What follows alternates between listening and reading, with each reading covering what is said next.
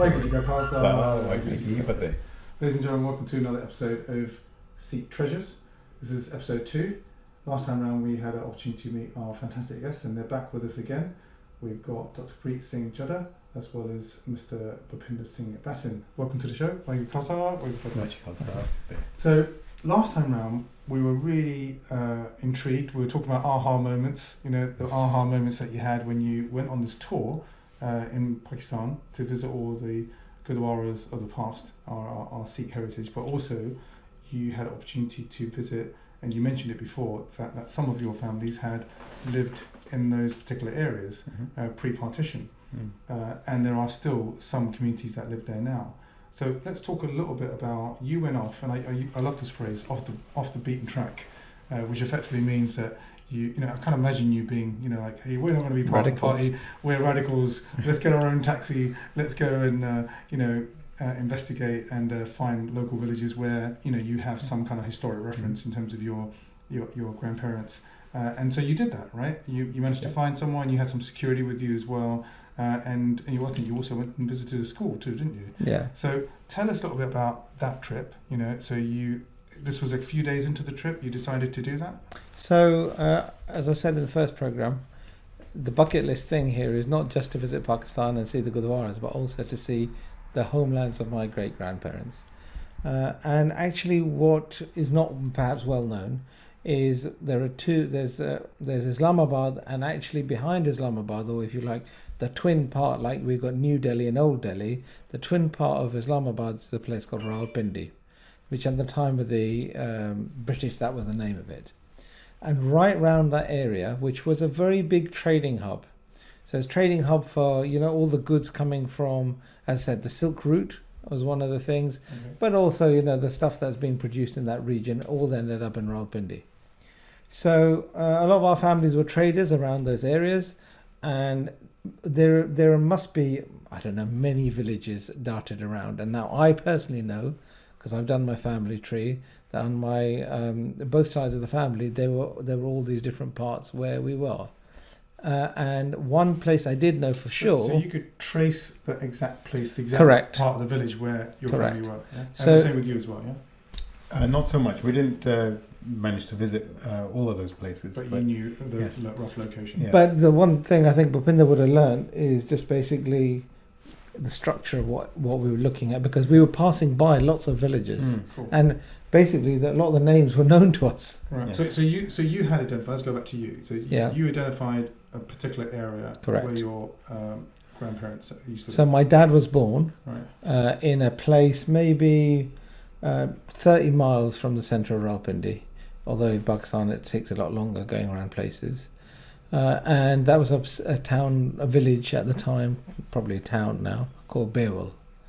And I then, because I knew my dad was born there, I then managed to speak to my great uncle in America, actually, who told me who to meet in the town. Brilliant. So the adventure we did when we went, basically we had a big party of other people, and we said, no, we're going to check all this terrain out for ourselves. And as part of that, we went on this tour in our own taxi, and that we had a tour guide actually, who's not really a guide, he's a historian, and he's a Muslim guy, but he is very, very interested in Sikh background and culture, and he knew all sorts of things that other people wouldn't know because he'd actually studied the stuff. Right. And he writes for the newspapers and things as well. That's what he does after that. Yeah. And so I rang my uncle. My uncle, who's a bit frail, told me, go and meet, I think his name was Wasim Alia, or the name of the guy. And then I told this Ahmed, and Ahmed then just phoned up the different henchmen, head honchos of the village. We basically, he was on the phone all the time, because we then visited various other villages for other people in our party. But the second one we actually got to was Bewal. And it was an amazing experience. So en route, I think Bhupinder can tell you that en route he asked us to stop off at a school. Do you want to just talk about the school absolutely. for a bit? So just outside Rawalpindi, we just stopped at a school which Ahmed Ali, our guide, he really said, please come along and just meet the principal and the students at the school. So it was like I think it was not just primary, but going into secondary. So it was a small place, but it was a school where it was run by someone who was a karate champion in his own time. So he set up a school, and so what they would teach at this school is the first half an hour of school would be a karate lesson every morning. Is that a regular school and this is extracurricular activity, or is it a dedicated school for karate? Well, no, it's a regular school, but because it is run by someone who's got a karate background, he was teaching the kids karate first thing in the morning every day. Get them warmed up. And not just the boys. It was a majority of girls we saw in this school actually. So he actually his school has produced Pakistan's only female karate champions. Wow.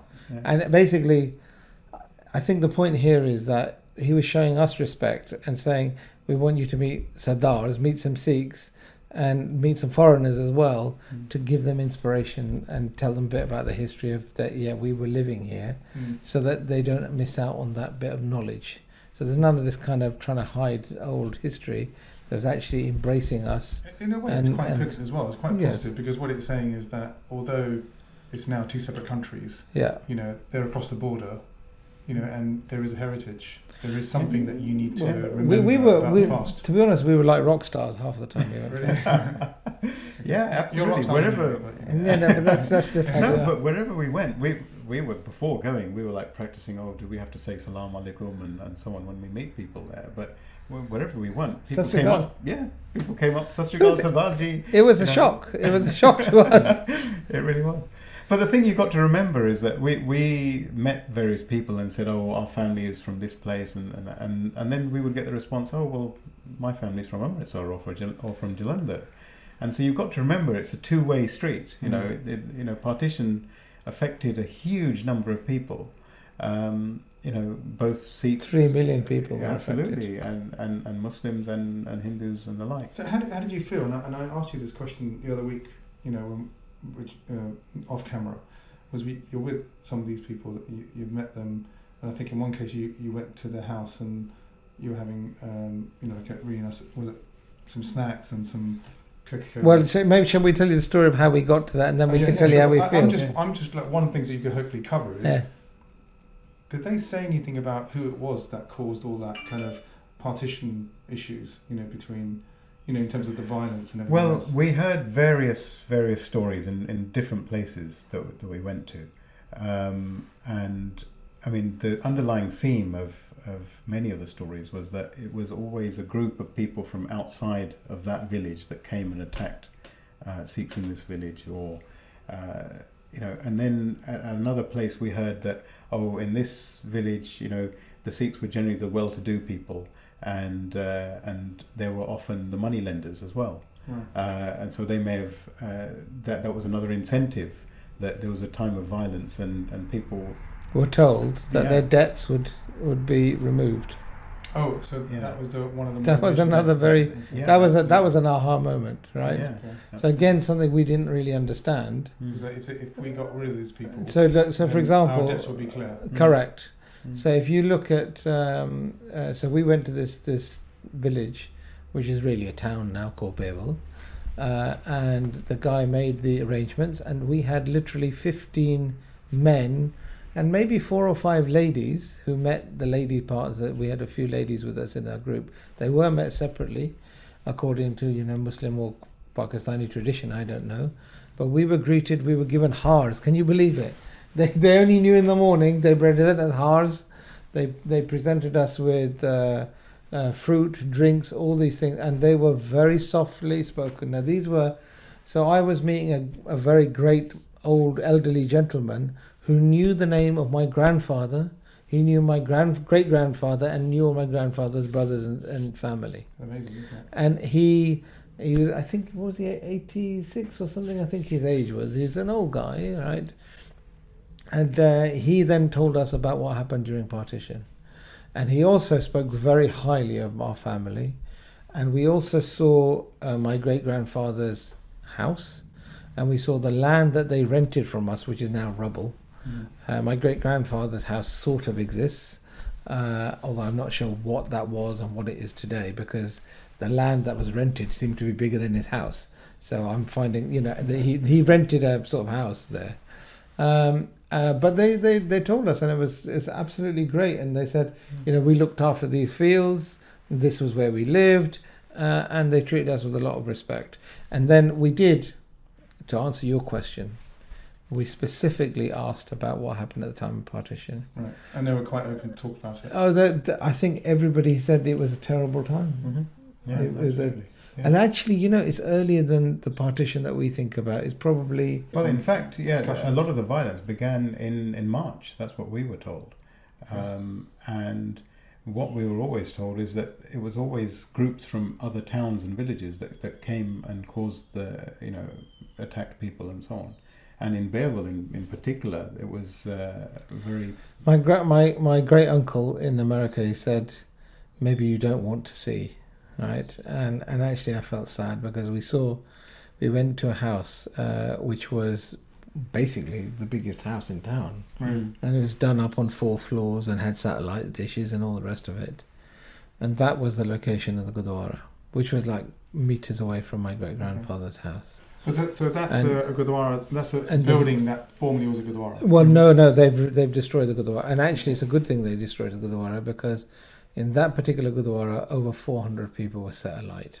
Oh, okay. So at the time of partition, all of the families were huddled together in that to protect themselves, but actually they were burnt alive. I don't know the full circumstance. I can ask my great uncle, but he just feels too cut up when he talks about it.